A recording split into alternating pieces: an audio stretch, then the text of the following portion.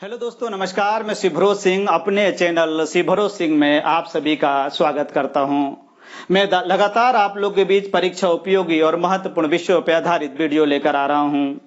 अभी तक YouTube पर मेरे 31 वीडियो अपलोड हो चुके हैं जो इतिहास, भूगोल और सामान्य ज्ञान पर आधारित है। आपने मेरे चैनल को अभी तक सब्सक्राइब नहीं किया है तो सब्सक्राइब कर लीजिए और बेल आइकन को दबा दीजिए, जिससे मेरी आने वाली वीडियो की नोटिफिकेशन आपको मिलती रहे। और कमेंट्स बॉक्स में भी अपने जरूरी सुझाव दीजिए। मैं आज फिर एक महत्वपूर्ण विषय पर वीडियो लेकर आया हूं, जिसका विषय है उत्तर वैदिक कालीन सभ्यता 1000 ईसा पूर्व से 600 ईसा पूर्व भाग 4। इसके पूर्व वैदिक कालीन सभ्यता भाग 1, ऋग वैदिक कालीन सभ्यता भाग 2 और उत्तर वैदिक कालीन सभ्यता भाग 3। अगर आपने नहीं देखे हैं तो इसे देख लीजिए ताकि चौथे भाग को आप आसानी से समझ सकें। उत्तर वैदिक कालीन सभ्यता में हमने अध्ययन किया था कि लोहे की खोज के कारण से उत्तर वैदिक कालीन सभ्यता का खूब विकास हुआ। अब आर्य पंजाब और सिंध से निकलकर पूर्वी भारत की तरफ आ गए और बड़े बड़े जनों का निर्माण होने लगा। राजन, जो कभी कबीला का मुखिया था, अब सम्राट कहा जाने लगा। हमने इसके पूर्व में वीडियो में पढ़ा था कि उत्तर वैदिक कालीन सभ्यता उसे क्यों कहा गया, जिस काल में तीनों वेद, सामवेद, यजुर्वेद, अथर्ववेद, ब्राह्मण ग्रंथों, आरण्यकों और उपनिषदों की रचना हुई, उसे उत्तर वैदिक कालीन सभ्यता कहा जाता है। तो चलिए मैं आपको जोड़ता हूं आज के विषय से।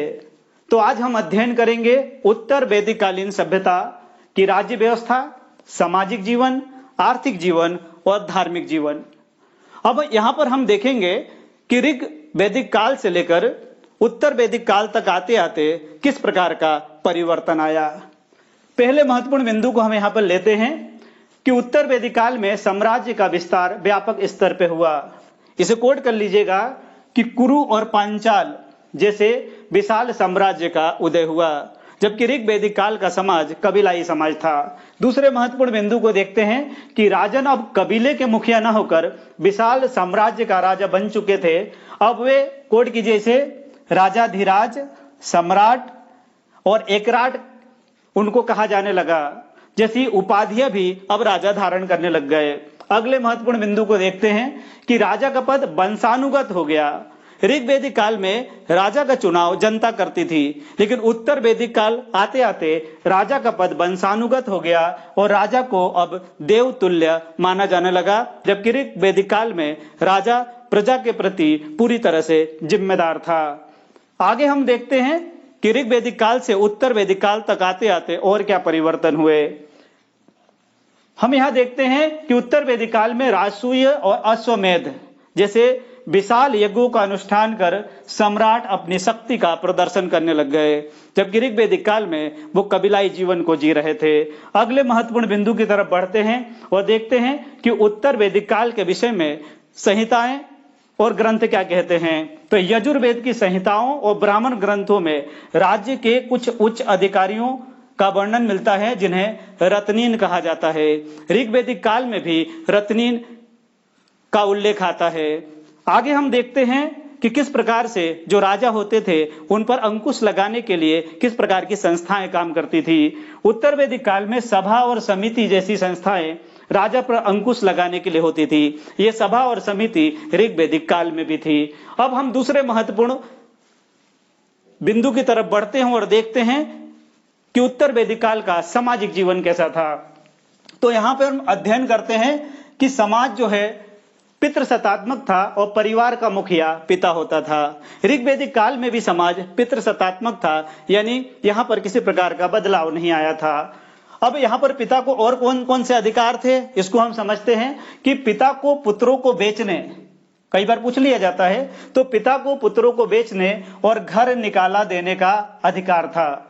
अब दूसरी महत्वपूर्ण व्यवस्था को अब यहां पर समझते हैं कि जो वर्ण व्यवस्था व्यवसाय पर ऋग वैदिक काल में आधारित थी, उत्तर वैदिक काल में आते आते उसमें क्या परिवर्तन हुआ, तो वर्ण व्यवस्था व्यवसाय पर आधारित न होकर जाति पे आधारित हो गई।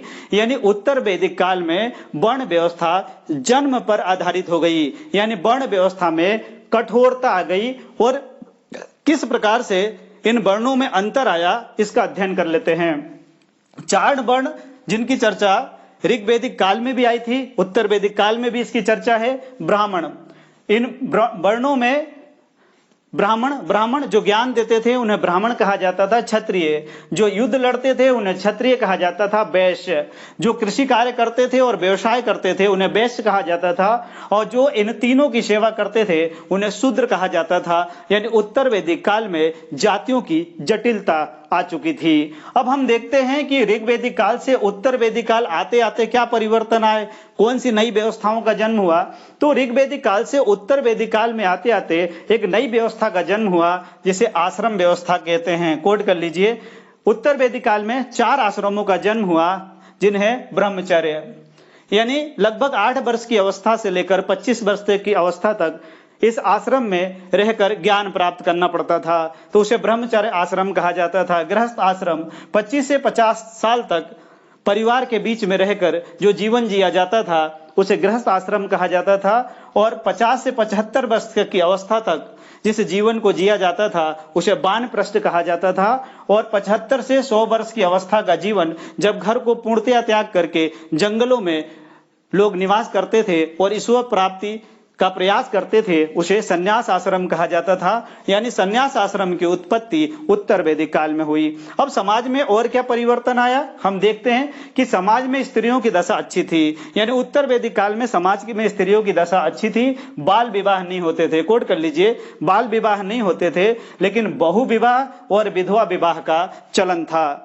अब स्त्रियों की स्थिति में ऋग वैदिक काल उत्तर वैदिक काल में कुछ परिवर्तन आया, इसका अध्ययन कर लेते हैं। लेकिन वैदिक काल यानी ऋग वैदिक काल में की तुलना में जो है स्त्रियों की स्थिति में गिरावट आई और सामाजिक और धार्मिक प्रतिष्ठा यहाँ पर कम हो गई। यानी ऋग वैदिक काल में स्त्रियों को उत्तर वैदिक काल की तुलना में अधिक अधिकार प्राप्त थे। अब आर्थिक जीवन की तरफ चलते हैं और देखते हैं कि जो ऋग वैदिक कालीन समाज कबीलाई समाज था उसमें क्या परिवर्तन आए।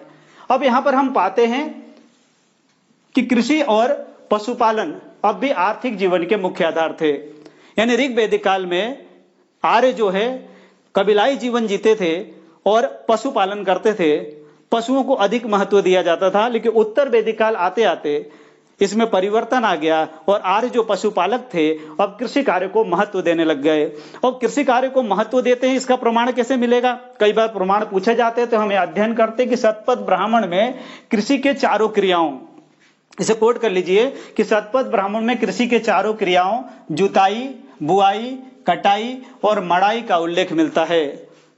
तो यह महत्वपूर्ण विषय है, यहां पर महत्वपूर्ण बिंदु है, इसे कोट कर लीजिए। अगले बिंदु को देखते हैं। अगला प्रमाण है कि काठक संहिता में, कई बार पूछ लिया जाता है कि भाई किस ग्रंथ में जो है इसका उल्लेख मिलता है, तो काठक संहिता में 24 बैलों द्वारा हल को खींचे जाने का उल्लेख मिलता है। यानी इससे यह प्रमाणित होता है कि उत्तर वैदिक कालीन आर्य जो थे वो कृषि कार्य को बहुत अच्छे तरीके से करते थे। एक और प्रमाण जो है बाजस नई संहिता में मिलता है, इसे भी कोट कर लीजिए कि बाजस नई संहिता में कई प्रकार के धान्यों का उल्लेख मिलता है जिसका उपयोग आर्य किया करते थे। अब हम देखते हैं कि गाय की स्थिति वैदिक काल में पवित्र थी और गाय की हत्या करने वालों को मृत्यु दंड दिया जाता था या देश निकाला जाता था। अब उत्तर वैदिक काल में गाय की स्थिति में क्या परिवर्तन आया, उत्तर वैदिक काल में गाय की पवित्रता और बढ़ गई और यहां पर एक उल्लेख अर्थर्ववेद में मिलता है कि गाय के प्रति सम्मान का उल्लेख यहां पर मिलता है। अगले बिंदु की तरफ बढ़ते हैं और देखते हैं कि अगला बिंदु क्या कहता है। तो आर्य जो ऋग वैदिक काल में पशुपालक थे, उत्तर वैदिक काल में कृषि कार्य भी सीखा और कृषि कार्य के साथ व्यापार और वाणिज्य उन्नत थे। इसका प्रमाण कैसे समझ में आता है, जो व्यापार का प्रधान होता था उसे श्रेष्ठिन कहा जाता था, इसे कोड कर लीजिए, जो व्यापार का प्रधान होता था उसे श्रेष्ठिन कहा जाता था। इसे पता चलता है कि उत्तर वैदिक काल में व्यवसाय भी खूब फल फूल रहा था। अब आगे चलते हैं, धार्मिक जीवन को समझते हैं कि धार्मिक जीवन उत्तर वैदिक काल कि आर्यों का कैसा था, तो इस काल में धर्म और दर्शन के क्षेत्र में परिवर्तन हुए। ऋग्वैदिक काल के देवता, कोड कीजिए, ऋग्वैदिक काल के देवता इंद्र और वरुण का स्थान, इसे कोट कर लीजिए अच्छे से, ऋग्वैदिक काल के देवता इंद्र और वरुण का स्थान अब प्रजापति, विष्णु और रुद्र शिव ने ले लिया। और धार्मिक क्रियाकलाप में क्या परिवर्तन आए, किस प्रकार के यज्ञों का आयोजन अब उत्तर वैदिक काल में होने लगा, तो उत्तर वैदिक काल में राजसूय, वाजपेय और अश्वमेध जैसे विशाल यज्ञों का आयोजन होने लगा। यानी ऋग्वैदिक काल से लेकर उत्तर वैदिक काल आते आते बहुत सारे परिवर्तन हुए। उत्तर वैदिक कालीन समाज एक बहुत ही उन्नत और सुव्यवस्थित समाज था। इसके बाद महाकाव्यों की शुरुआत होती है, जिसके ऊपर अपना वीडियो लेकर आऊंगा। मैंने इसे 4 भागों में आप सबके बीच में लाकर समझाने का प्रयास किया है। आपको मेरा वीडियो समझ आए तो उसे लाइक, शेयर और सब्सक्राइब जरूर करें।